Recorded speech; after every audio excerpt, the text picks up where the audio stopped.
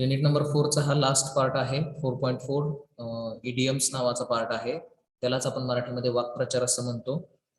जसं आपण मराठीमध्ये वेगवेगळे वाक्प्रचार वापरतो तसेच इंग्रजीमध्ये सुद्धा बरेचसे वाक्प्रचार आहेत जे आपल्याला आपलं इंग्रजी सुधारण्यासाठी किंवा आपलं इंग्रजी जे आहे ते चांगलं बनण्यासाठी उपयोगी ठरू शकतात.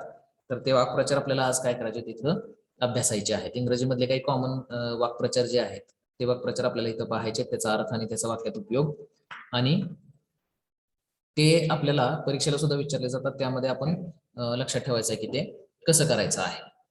तर बघा, English idioms, proverbs and expressions are an important part of everyday English. इंग्रजीमध्ये वापरले जाणारे वाक्प्रचार, म्हणी आणि असे जे शब्द आहेत हे दैनंदिन जीवनातील इंग्रजी वापरामध्ये फार महत्वाचे असतात.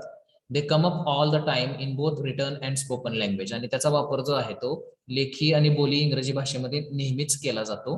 Because idioms don't always make sense literally, you will need to familiarize yourself with the meaning. इडियमचा अर्थ जो आहे हा शब्दशः अर्थ कधीच लागत नाही. त्याच कारणासाठी आपल्याला काय करावं लागतं, तर इडियम्सचा अर्थ नेमका काय आहे हे आपल्याला समजून घ्यावं लागतं. कारण इडियम्स जे आहेत म्हणजेच वाक्प्रचार जे आहेत याचा शब्दशः अर्थ कधीच आपल्याला लागत नाही. त्याच कारणासाठी आपल्याला काय करावं लागतं, तर इडियम्स जे आहेत ते आपल्याला समजून घ्यावे लागतात. त्याचा अर्थ जो आहे तो आपल्याला समजून घ्यावा लागतो.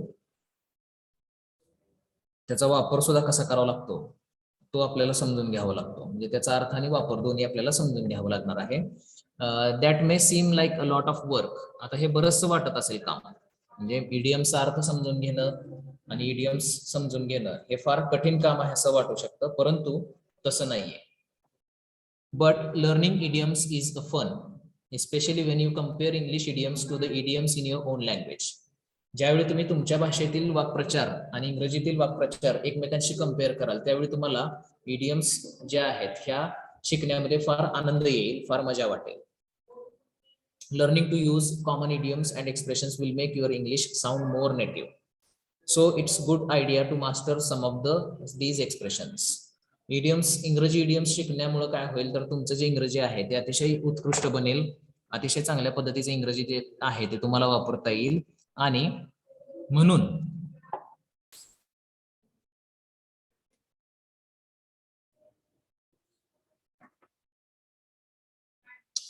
काय करण्यात आलेलं आहे, तर इंग्रजीचे वाक्प्रचार जे आहेत हे आपल्याला अभ्यासाला इथं देण्यात आलेले आहेत. कारण आपलं इंग्रजी सुधारावं आणि इडियम्स हे अशा आहेत ज्या काय करतात, तर कमी शब्दामध्ये जास्त माहिती सांगतात. कमी शब्दामध्ये जास्त माहिती जी आहे ही काय केली जाते, तर इडियम्स जे आहेत ह्या इडियम्स मधून दिली जाते. त्यामुळे इडियम्स जे आहेत हे शिकणं अतिशय महत्वाचं आहे. तर इडियम्स म्हणजे काय आहे समजून घेऊयात आणि मग आपण इडियम्स कडे वळूयात. Dictionary defines an idiom as a form of expression peculiar to a language. डिक्शनरीमध्ये इडियम या शब्दाचा अर्थ असा दिलेला आहे की असा शब्दांचा समूह जो त्या भाषेमध्ये अतिशय वेगळ्यापणे वापरला जातो. अशा शब्दसमूहाला इडियम्स असं म्हटलं जातं. Every language has its own collection of wise saying. प्रत्येक भाषेमध्ये अशा शब्दांचा समूह जो आहे तो वापरला जातो. त्याला आपण म्हणी सुद्धा म्हणतो. They offer advice about how to live and also transfer some underlying ideas, principles and values of a given culture or society.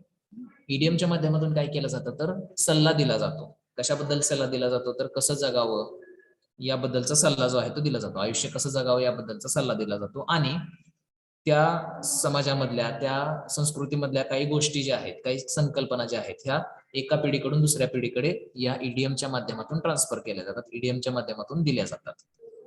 These sayings are called idioms. आणि ह्या ज्या सेइंग्स आहेत, ह्या ज्या म्हणी आहेत याला इडियम्स असं म्हटलं जातं. These combinations of words have rarely complete sentences a figurative meaning. आणि हे जे शब्दसमूह आहेत या शब्दसमूहांना स्वतःचा शब्दशः अर्थ जो आहे तो लागू होत नाही. त्यांना अलंकारिक अर्थ जो आहे तो नेहमी लागू असतो. आणि हे जे शब्द आहेत हे कधी पूर्ण वाक्यामध्ये येत नाहीत, क्वचितच पूर्ण वाक्यामध्ये येतात. नाहीतर ते शब्दाच्या स्वरूपात, शब्दांच्या समूहाच्या स्वरूपात येतात. यांना त्यांचा शब्दशः अर्थ कधीही लागू होत नाही. त्यांना अलंकारिक अर्थ जो आहे तो नेहमी लागू असतो. In short, idioms are a source of sparkle and polish. आणि थोडक्यात सांगायचं झालं तर भाषेचा उत्कृष्ट वापर जो आहे तो इडियमच्या माध्यमातून केला जातो. स्पार्कल अँड पॉलिश म्हणजे अतिशय चांगल्या पद्धतीची भाषा जी आहे ती इडियम्स आणि इडियमचा वापर केल्यानं आपल्याला झालेली दिसून येते. This list of commonly used idioms and sayings can help to speak fine English. आता जे आपण यादी बघणार आहोत इडियम्सची, त्या इडियम्सच्या यादीमधून आपण असं करू शकतो की त्याचा वापर आपण करायला शिकून आपलं इंग्रजी जे आहे ते अतिशय चांगल्या पद्धतीचं बनवू शकतो. म्हणून हे इडियम्स काय करायचे आपल्याला अभ्यासायचे आहेत. तर इडियम्सचा अभ्यास करत असताना बघा हे पुढचे जे काही इडियम्स, त्याचा अर्थ आणि त्याचा एक्झाम्पल असं आपण इथं त्याचा अभ्यास करायचा आहे. तर त्यातली पहिली इडियम जी आहे ती काय आहे बघा, action speaks louder than words. म्हणजे शब्दांपेक्षा कृती अतिशय महत्वाची आहे असा त्याचा अर्थ आहे. People's intentions can be judged better by what they do than what they say. म्हणजे लोकांचा हेतू काय आहे हे आपण ते काय बोलतात याच्यापेक्षा ते काय करतात याच्यातून जाणून घेऊ शकतो. म्हणजेच क्रिया ही बोलण्यापेक्षा महत्वाची आहे. लोक काय करतात आणि काय बोलतात याच्यामध्ये फरक असतो.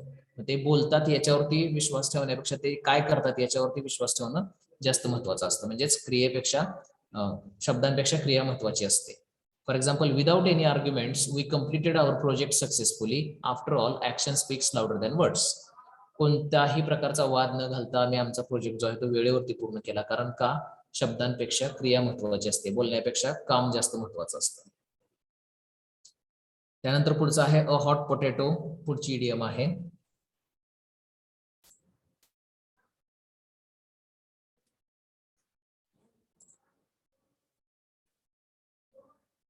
आता अ हॉट पोटॅटो या शब्दाचा शब्दशः जर अर्थ घेतला तर गरम बटाटा असा त्याचा अर्थ होतो, परंतु तसा अर्थ नाही. तर त्याचा अर्थ काय आहे बघा, to speak of an issue mostly current which many people are talking about and which is usually disputed. म्हणजे अशा विषयाची चर्चा करणे जो विषय सर्व लोकांकडून चर्चेला जातो आणि तो नेहमी वादाचा असतो. अशा विषयाबद्दल चर्चा करणे त्याला अ हॉट पोटॅटो असं म्हटलं जातं. Corona is a hot potato. बऱ्याच आता आपण पाहतो आहोत की कोरोना हा विषय जो आहे तो बऱ्याच लोकांकडून चर्चेला गेलेला आहे. शिवाय बऱ्याच त्याच्यावरती वादविवाद किंवा ज्या काही गोष्टी आहेत, मतभेद जे आहेत ते निर्माण झालेले आहेत.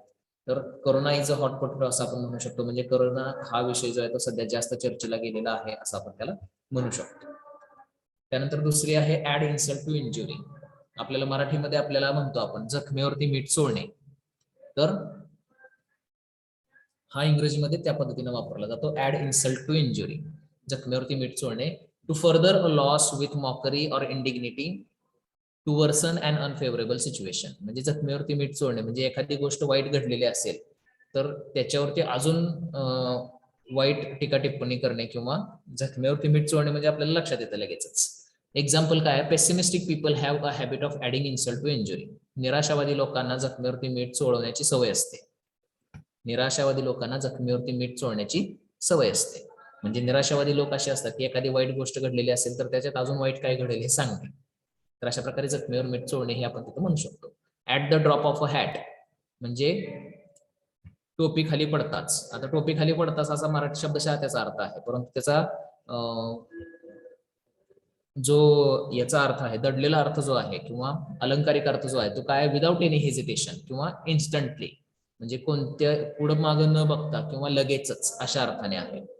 On my call she was ready to help me at the drop of a hat. ज्यावेळी मी तिला बोलवलं त्यावेळी ती मला मदत करायला लगेच तयार झाली. आता याच्या पाठीमागे थोडीशी स्टोरी आहे. काय होतं की जुन्या काळामध्ये ज्यावेळी शर्यत लागायची त्यावेळी शर्यतीत पळणाऱ्या लोकांना कधी धावायचं हे कसं सांगायचं, तर त्यावेळी काय केलं जायचं, तर इशारा करणारा व्यक्ती जो आहे तो स्वतःच्या डोक्यावरची टोपी खाली टाकायचा. डोक्यावरची टोपी खाली टाकली की मग शर्यत सुरू व्हायची. म्हणजे जे लगेचच अशा अर्थानं हे वापरलेलं आहे, लगेचच या अर्थाने. On my call she was ready to help me at the drop of a hat, म्हणजे माझ्या कॉलवरती ती लगेचच मला मदत करायला तयार झाली. लगेच या अर्थाने ती वापरली जाते.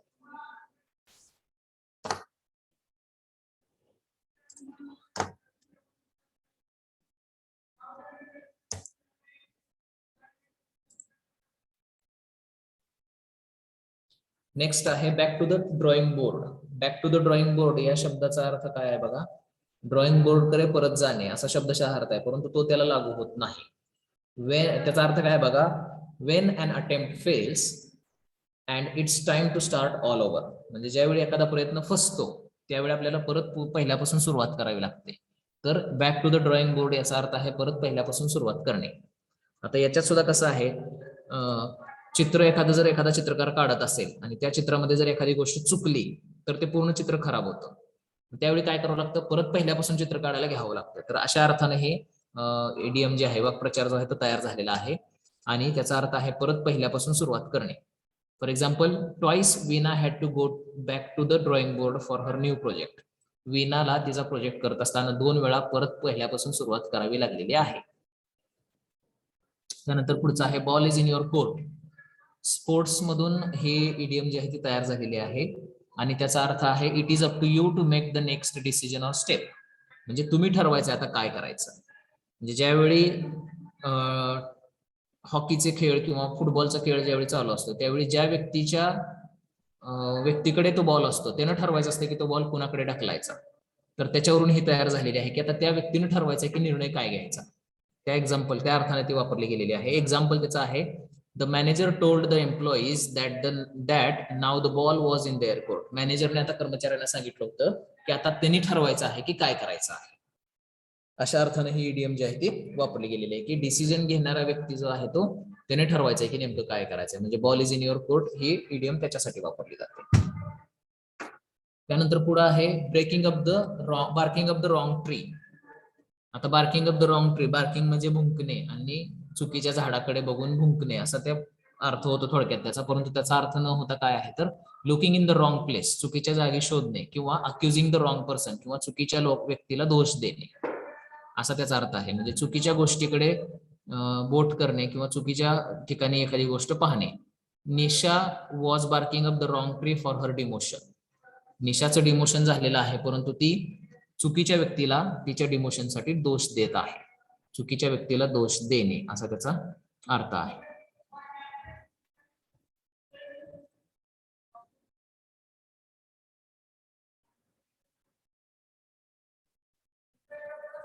पुढं बीट अराउंड द बुश असं इडियम आहे. बीट अराउंड द बुश म्हणजे काय तर avoiding the main topic, not speaking directly about the issue. म्हणजे मुख्य विषयाला हात न घालता इतर विषयाबद्दल बोलणे. जो विषय बोलायचा आहे त्या विषयाबद्दल न बोलता इतर विषयाबद्दल बोलणे त्याला बीट अराउंड द बुश असं म्हटलं जातं. The people with less knowledge and low confidence always beat around the bush. ज्या लोकांकडे कमी ज्ञान असतं, ज्या लोकांकडे कमी कॉन्फिडन्स असतो ते नेहमी काय करतात, मुख्य विषयाबद्दल बोलत नाहीत. म्हणजे मुख्य विषय सोडून इतर विषयाबद्दल बोलतात. Beat around the bush. आता बीट अराउंड द बुश हे याच्या पाठीमागे स्टोरी आहे. काय स्टोरी आहे तर एखादं रोपट आहे, त्या रोपट्यामध्ये एखादं झाड आहे किंवा एखादं हे आहे, काय म्हणतो त्याला आपण, खेळ खेळताना एखादा चेंडू जर हरवला, आपला क्रिकेट खेळत असताना चेंडू बऱ्याच वेळा हरवतो आणि हरवताना जर तो एखाद्या झाडाखाली जाऊन पडलेला असेल, एखाद्या ह्याच्यामध्ये गवतामध्ये जाऊन पडला, तो जिथं पडलेला आहे ऍक्च्युली एखाद्या व्यक्तीला ते माहिती असतं तिथं आहे, परंतु तो काय करतो तर नाटक करतो इतर ठिकाणी शोधण्याचं. तर त्या अर्थाने हे इथं वापरलेलं आहे. मुख्य विषयाला हात न घालता इतर विषयाबद्दल बोलणे. Beat around the bush. त्यानंतर पुढे आहे ब्लेसिंग इन डिसगाईज. म्हणजे एखादी गोष्ट चांगली असते परंतु ती पहिल्यांदा ओळखता नाही येत. Something good that isn't recognised at first. म्हणजे एखादी गोष्ट चांगली असते परंतु ती पहिल्यांदा ओळखता न येणं याला ब्लेसिंग इन डिसगाईज असं म्हटलं जातं. My colleagues are blessing in disguise for me. माझे जे सहकारी आहेत हे अतिशय चांगले होते परंतु मला ते ओळखता आलं नाही पहिल्यांदा. अशा अर्थाने ते वापरलं जातं ब्लेसिंग इन डिसगाईज. म्हणजे आपल्याला वाटतं सुरुवातीला की ही गोष्ट चांगली नाही परंतु ती नंतर चांगली निघते. याला ब्लेसिंग इन डिसगाईज असं म्हटलं जातं. त्यानंतर बर्न द मिडनाईट ऑइल आहे. आपल्याला मराठीमध्ये आपण म्हणतो रात्रीचा दिवस करणे, तर त्याला बर्न द मिडनाईट ऑइल असं म्हटलं जातं. To work late into the night. रात्री जागून काम करणे म्हणजे रात्रीचा दिवस करणे.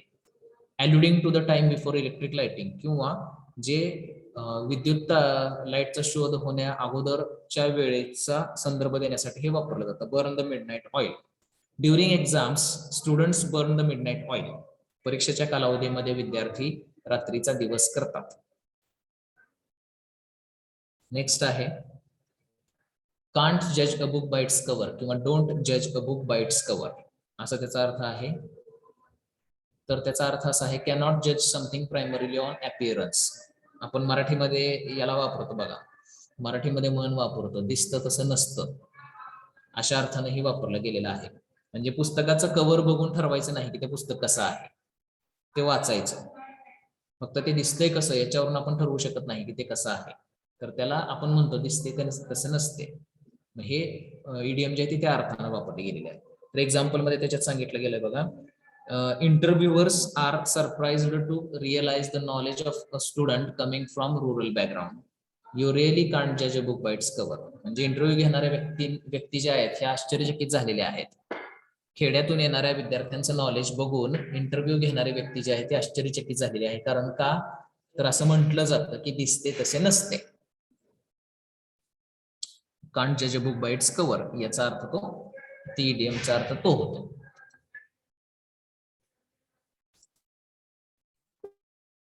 नेक्स्ट जे आहे, नेक्स्ट इडियम जे आहे ते आहे कॉट बिटवीन टू स्टूल्स. आता कॉट बिटवीन टू स्टूल्सला मराठीमध्ये आपल्याकडे दोन म्हणी आहेत किंवा दोन वाक्प्रचार वापरले जातात. इकडे आड तिकडे विहीर, किंवा धरलं तर चावतंय आणि सोडलं तर पळतंय, या अर्थानं ते आहे कॉट बिटवीन टू स्टूल्स. तर त्याचा अर्थ काय बघा, when someone finds it difficult to choose between two alternative. म्हणजे अशी परिस्थिती ज्यावेळी दोन्हीपैकी एक गोष्ट निवडायची वेळ येते एखाद्या व्यक्तीवरती, त्यावेळी तो निवडू शकत नाही, अशा अर्थानं ती वापरलेलं आहे. I was caught between two stools when I got the offer letters of two renowned companies at a time. म्हणजे माझी अवस्था इकडे आड तिकडे विहीर अशी झालेली होती जेव्हा मला दोन नामांकित कंपन्यांकडून जॉबचे लेटर एकाच वेळी मिळालं होतं. दोन जॉब कंपन्यांचं जॉब लेटर एकाच वेळी मला ज्यावेळी मिळालं त्यावेळी माझी परिस्थिती इकडे आड तिकडे विहीर अशी झालेली होती. त्यानंतर पुढे आहे cross the bridge when you come across it. म्हणजे ज्यावेळी पुलावरती तुम्ही याल त्यावेळी तो पूल क्रॉस करायचा, असा त्याचा शब्दशः अर्थ आहे. परंतु शब्दशः अर्थ न घेता आपण काय करायचं, तर त्याचा अलंकारिक अर्थ काय आहे तो बघायचा आहे. Deal with a problem if and when it becomes necessary, not before. म्हणजे समोर निर्माण झालेली जी काही अडचण आहे ती अडचण ज्यावेळी गरजेची आहे त्याच वेळी सोडवावी, त्याच्या अगोदर नाही. एक्झाम्पल त्याचा आहे to avoid hassles cross the bridge when you come across it. म्हणजे गोंधळ जर टाळायचा असेल, गडबड गोंधळ जर टाळायचा असेल, तर ज्यावेळी तुम्हाला ती अडचण दूर करायची त्याच वेळी ते करायचं आहे, त्याच्या अगोदर करायचं नाही, नाहीतर तुम्ही गडबडून जाल, गोंधळून जाल. पुढे आहे cry over spilled milk. Cry over spilled milk, आता शब्दशः जर अर्थ घेतला तर स्पिल्ड मिल्क याचा अर्थ आहे सांडलेलं दूध, आणि क्राय ओव्हर म्हणजे सांडलेल्या दुधावरती ओरडणे किंवा सांडलेल्या दुधाबद्दल ओरडणे असा त्याचा अर्थ होतो. पण तसा न अर्थ घेता, शब्दशः अर्थ न घेता आपल्याला त्याचा अलंकारिक अर्थ बघायचा आहे. When you complain about a loss from the past. म्हणजे भूतकाळात एखादा लॉस झालेला आहे त्याच्याबद्दल तुम्ही अजून सुद्धा कुरबुर करताय, तर त्याला क्राय ओव्हर स्पिल्ड मिल्क असं म्हटलं जातं. एक्झाम्पल आहे mister Sharma from our team always cries over the spilled milk. आमच्या टीम मधले मिस्टर शर्मा जे आहेत हे नेहमी काय करतात, तर पाठीमागच्या चुकांबद्दल कुरबुर करत राहतात, अशा अर्थाने ते वापरलं जातं. त्यानंतर पुढे आहे curiosity kills the cat. Curiosity म्हणजे अतिशय उतावीळपणा, आणि किल्स द कॅट म्हणजे अडचणीत पाडतो. Being inquisitive can lead you into an unpleasant situation. म्हणजे जास्त गोष्ट माहिती करून घेण्याची धडपड याच्यातून तुम्ही अडचणीत सापडू शकता. क्युरिओसिटी किल्स द कॅट असा त्याचा अर्थ आहे. जास्त माहित करून घेण्याच्या धडपडीने आपण काही वेळा अडचणीत सापडू शकतो. For example, Viren gets into trouble as he becomes too curious about the things. He fails to understand the fact that curiosity kills the cat. Viren हा नेहमी अडचणीत सापडतो कारण प्रत्येक गोष्ट जाणून घेण्याची त्याला गडबड असते. त्याला हे कळत नाही की अशा प्रत्येक गोष्ट जाणून घेण्याच्या गडबडीमध्ये आपण अडचणीत येऊ शकतो. तर बीइंग इन्क्विजिटिव्ह म्हणजे जाणून घेण्याची उत्सुकता, त्याच्यामुळे आपण अडचणीत येऊ शकतो. त्यानंतर पुढे आहे the show has come to an end. म्हणजे जे काय चाललेलं आहे ते संपत आलेलं आहे किंवा संपलेलं आहे, सगळं संपलेलं आहे. इट्स ऑल ओव्हर, सगळं संपलेलं आहे असा त्याचा अर्थ आहे. The show has come to an end due to the dispute among family members. कुटुंबामध्ये झालेल्या वादविवादामुळं जे काय चाललं होतं ते सगळं संपलेलं आहे.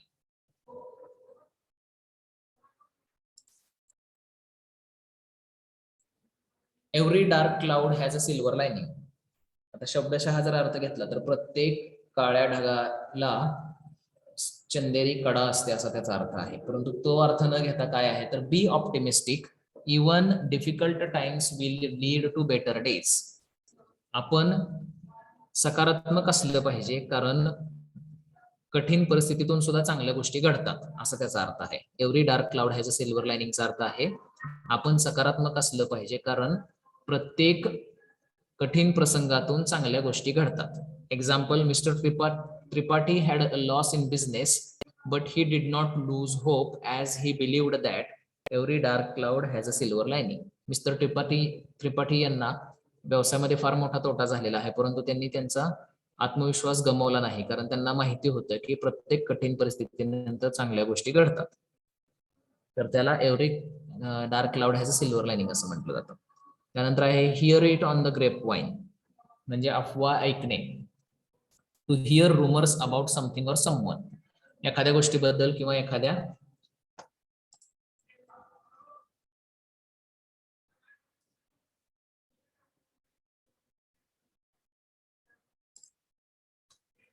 गोष्टीबद्दल किंवा एखाद्या व्यक्तीबद्दल अफवा ऐकणे त्याला hear it on the grapevine असं म्हटलं जातं. The team manager couldn't believe what he heard on the grapevine about his team members. Team manager जो होता त्या टीम मॅनेजरला विश्वास बसला नाही, त्याने त्याच्या टीम मेंबर बद्दल ज्या काही अफवा ऐकल्या त्याच्यावरती विश्वास बसला नाही.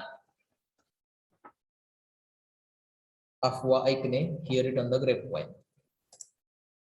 त्यानंतर नेक्स्ट आहे hit the nail on the head. आता hit the nail on the head जे आहे याचा अर्थ काय आहे तर खिळा जो आहे, खिळा आपण बसवताना खिळ्याच्या डोक्यावरती हातोडी मारतो बरोबर, तेव्हा खिळा योग्य पद्धतीने बसतो. समजा जरा जरी चुकलं तर खिळा जो आहे तो वाकडा होतो किंवा हे होतो, म्हणजे ती व्यवस्थित होत नाही. तर त्या क्रियेवरती अवलंबून ही इडियम तयार करण्यात आलेली आहे आणि त्याच्यामध्ये त्याचा अर्थ काय होतो बघा, do or say something exactly right, म्हणजे एखादी क्रिया तंतोतंतपणे योग्य करणे किंवा एखादी गोष्ट तंतोतंतपणे जशीच्या तशी बोलणे. म्हणजे ज्यावेळी खिळ्याच्या डोक्यावरती हातोडा योग्य पद्धतीने बसतो त्यावेळी खिळा व्यवस्थित बसतो, तसंच एखादी क्रिया त्याच पद्धतीने अगदी तंतोतंतपणे करणे याला hit the nail on the head असं म्हटलं जातं. एक्झाम्पल आहे, today we hit the nail on the head by putting the matter rationally in front of the manager. आम्ही आज एक तंतोतंतपणे एक काम योग्य केलेलं आहे, ते म्हणजे काय तर आमचा विषय जो आहे तो मॅनेजर समोर मांडलेला आहे.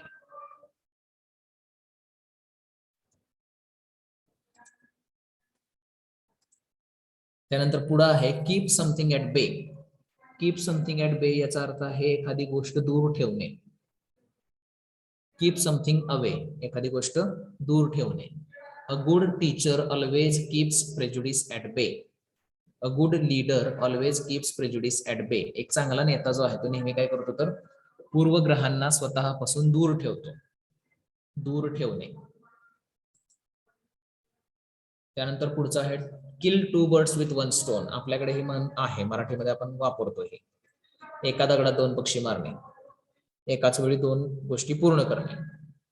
तर to accomplish two different things at the same time, दोन वेगवेगळ्या गोष्टी एकाच वेळी पूर्ण करणे याला to kill two birds with one stone असं म्हटलं जातं, म्हणजे एकाच दगडात दोन पक्षी मारणे.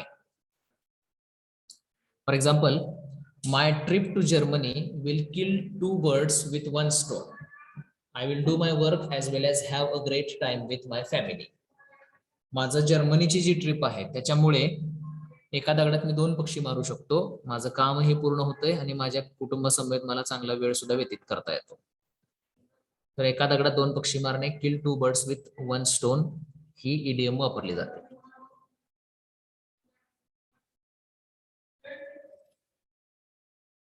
त्यानंतर पुढची इडियम आहे लास्ट स्ट्रॉ. आता स्ट्रॉ म्हणजे आपण माहिती आहे आपल्याला ती नळी छोटीशी, शेवटची नळी असा त्याचा अर्थ होत नाही. तर त्याचा अर्थ काय आहे, the final problem in the series of problems.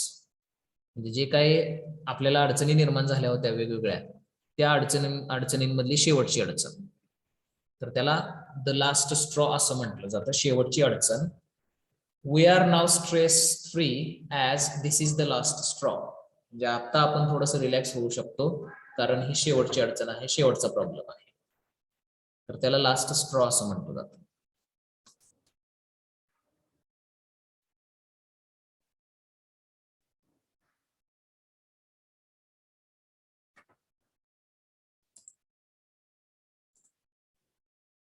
Next आहे अ man of letters. A man of letters म्हणजे आता पत्र घेऊन जाणारा माणूस असं नाही, तर त्याचा अर्थ आहे अ वेल रेड मॅन, म्हणजे एक चांगला सुशिक्षित व्यक्ती, किंवा त्याला आपण म्हणू शकतो ज्ञानी व्यक्ती, ज्ञान असलेला व्यक्ती. Mister Mehta is a man of letters and his views are scholarly. Example दिलेलं आहे. मिस्टर मेहता जे आहेत हे अतिशय हुशार व्यक्ती आहेत, ज्ञानी व्यक्ती आहेत, आणि त्यांचे जे विचार आहेत हे अतिशय चांगले असतात.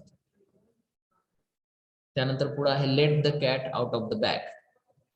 तर let the cat out of the bag याचा शब्दशः जर अर्थ घेतला तर पिशवीतून मांजर बाहेर येऊ दे असा होतो, परंतु तसं नाहीये. त्याचा अर्थ काय बघा, to share information that was previously concealed, म्हणजे अशी माहिती इतरांबरोबर शेअर करणे जी आधी लपवून ठेवलेली होती, अशी माहिती इतरांना सांगणे जी लपवली गेलेली होती. To make a long story short, किंवा एखादी मोठी गोष्ट आहे ती थोडक्यात सांगणे. तर एक्झाम्पल दिलेलं आहे the ministry has now late the cat out of the bag, म्हणजे सरकारने आता सर्व गोष्टी उघड केलेल्या आहेत, आधी लपवल्या होत्या त्या उघड करणे. उघड करणे असा त्याचा अर्थ आहे let the cat out of the bag.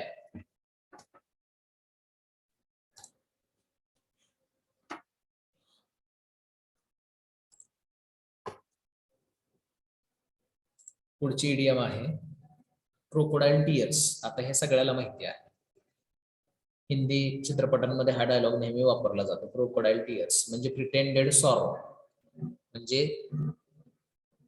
Sorrow, म्हणजे खोटं दुःख व्यक्त करणे. क्रोकोडाईल टीयर्सलाच खोटं दुःख व्यक्त करणे असं त्याला म्हटलं जातं. चीटर्स शेड क्रोकोडाईल टीयर्स, म्हणजे फसवणारे व्यक्ती नेहमी काय करतात तर खोटं दुःख व्यक्त करतात. Up to the mark. Up to the मार्कचा अर्थ आहे सॅटिस्फॅक्टरी, म्हणजे समाधानकारक. एक्झाम्पल त्याचा आहे mister Kulkarni got selected as his performance in the interview was up to the mark. Mister Kulkarni यांचं सिलेक्शन झालं कारण का, तर त्यांचा जो इंटरव्ह्यू मधला परफॉर्मन्स होता तो अतिशय समाधानकारक होता, समाधानकारक असणे. त्यानंतर पुढे आहे once in a blue moon. आता once in a blue moon हे आपल्या मराठीमध्ये वापरलं जातं. मराठीमध्ये सुद्धा याच्यासाठी एक वाक्प्रचार आहे, कोण सांगू शकते काय आहे? Once in a blue moon याचा अर्थ आहे, आपण म्हणतो बघा अमावस्या पौर्णिमेला उगवणे, म्हणजे एखादी गोष्ट कधीतरी घडणे, हॅपन्स व्हेरी रेअरली. एखादी गोष्ट कधीतरी घडणे याला once in a blue moon असं म्हटलं जातं, म्हणजे कधीतरी एखादी गोष्ट घडणे. एक्झाम्पल आहे decisions regarding the development of our country happen once in a blue moon, म्हणजे आपल्या देशाची प्रगती करण्याचे निर्णय जे आहेत हे अमावस्या पौर्णिमेसारखे घडून येतात किंवा केले जातात. पुढे आहे पिक्चर पेंट्स 1000 वर्ड्स, म्हणजे 1000 शब्दांपेक्षा एखादं चित्र जे आहे ते जास्त माहिती सांगू शकतं. अ visual presentation is far more descriptive than words, म्हणजे तुम्हाला चित्राच्या माध्यमातून दाखवलेलं जे काही गोष्टी आहेत ह्या अतिशय चांगल्या पद्धतीने समजू शकतात शब्दांमधून सांगण्यापेक्षा. For example in the kindergarten pictorial experiences help to learn things faster as a picture paints 1000 words, म्हणजे लहान मुलांना चित्राच्या माध्यमातून गोष्टी जास्त चांगल्या लक्षात राहतात, कारण शब्दांपेक्षा चित्रांमधून जास्त गोष्टी एक्सप्रेस केल्या जातात, जास्त गोष्टी सांगितल्या जातात. त्यानंतर पुढे आहे a piece of cake. A piece of केकला आपण आपल्या मराठीमध्ये एक वाक्प्रचार वापरतो, हातचा मळ असणे, म्हणजे अतिशय सोपी गोष्ट. अ जॉब, टास्क और ऍक्टिव्हिटी दॅट इज इझी और सिंपल, अतिशय सोपी गोष्ट, आपण मराठीमध्ये त्याला हातचा मळ म्हणतो, आणि ते इंग्रजीमध्ये पीस ऑफ केक अशा अर्थानं वापरलं जातं, अशा शब्दांमध्ये वापरलं जातं. For example daily exercise is a piece of cake for my brother, दररोज व्यायाम करणे हे माझ्या भावासाठी अतिशय सोपं आहे, म्हणजे तो त्याच्या हातचा मळ आहे असं आपण म्हणतो. पुढं आहे with one voice. With one voice म्हणजे एक आवाजाने, म्हणजेच एकमताने, असा त्याचा अर्थ आहे. युनॅनिमसली, एकमताने. Shreyas was selected as class representative with one voice. श्रेयसला वर्गाचा मॉनिटर करण्यात आलं होतं एकमताने, सर्वानुमते वर्गाचा मॉनिटर त्याला करण्यात आला होता.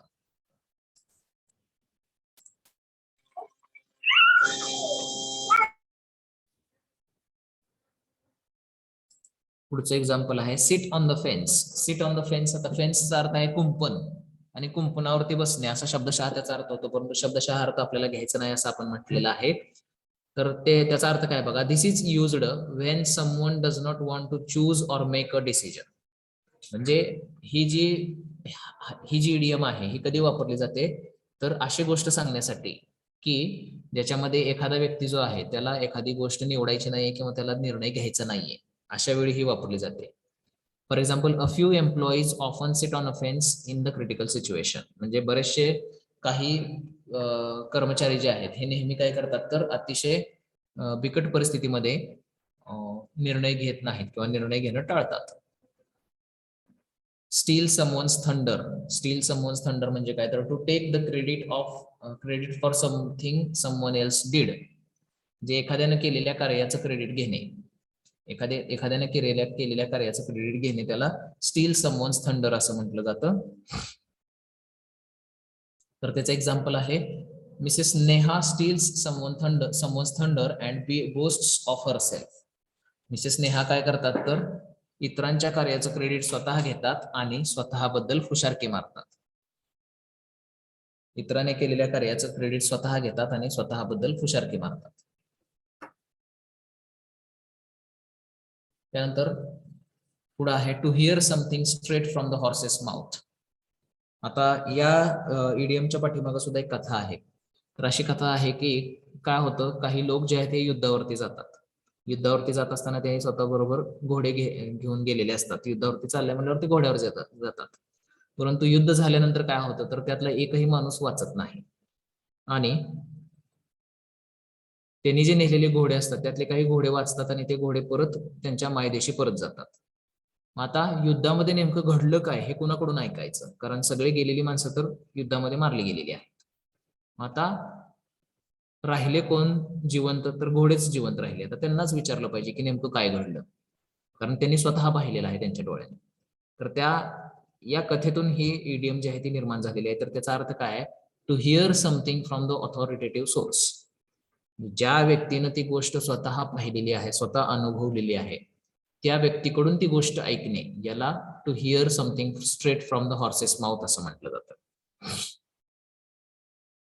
For example, the workers agreed to the new policy only when they listened to it from the horse's mouth. कर्मचारी जे आहेत हे नवीन पॉलिसी जी आहे त्याच्याशी सहमत झालेले आहेत ज्यावेळी त्यांनी ती योग्य व्यक्तीच्या तोंडून ऐकलेली आहे. योग्य व्यक्तीच्या तोंडून म्हणजेच ऑथॉरिटेटिव्ह व्यक्तीच्या तोंडून, म्हणजेच ज्याच्याकडे हे आहे हक्क आहेत, त्या व्यक्तीकडून ऐकल्यानंतरच त्यांनी काय केलेलं आहे, तर त्याच्याशी सहमत झालेले आहेत. म्हणजे ज्या गोष्टी त्या व्यक्तीने अनुभवलेल्या आहेत त्याच्या तोंडून ज्यावेळी ऐकलं जातं ती गोष्ट, त्यावेळी विश्वास ठेवला जातो. तर त्यालाच to hear something straight from the horse's mouth असं म्हटलं जातं. त्यानंतर आहे पुढं आयर्न विल. आयर्न विल म्हणजे दृढ निश्चय. दृढ निश्चय. अन इनफ्लेक्सिबल डिटर्मिनेशन. इनफ्लेक्सिबल म्हणजे न वाकणारा आणि डिटर्मिनेशन म्हणजे निश्चय. तर न वाकणारा निश्चय म्हणजेच काय, तर दृढ निश्चय असं आपण त्याला म्हणतो. त्याचं एक्झाम्पल तिथं दिलेलं आहे, Sardar Patel was a man of iron will. Sardar Patel हे दृढ निश्चयाचे व्यक्ती होते, दृढ निश्चयी व्यक्ती होते. अशा पद्धतीने हे अन आयर्न विल हे तिथं वापरलेलं आहे.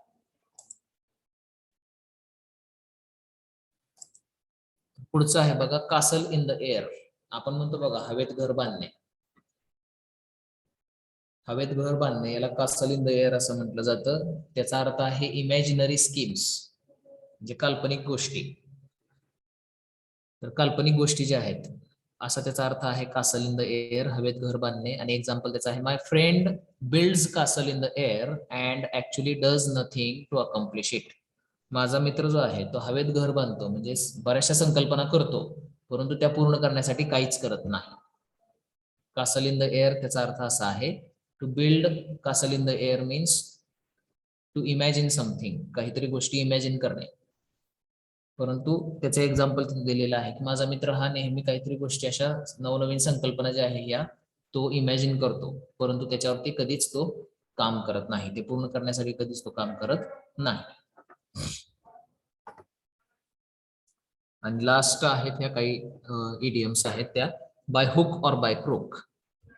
बाय फेअर और फाऊल मीन्स म्हणजे एखादी गोष्ट करायची असेल तर ती कोणताही मार्ग वापरून करायची, म्हणजे चुकीचा असू देत किंवा योग्य मार्ग असू देत, कोणत्याही मार्गाने ती पूर्ण करणे, याला by hook or by crook असं म्हटलं जातं.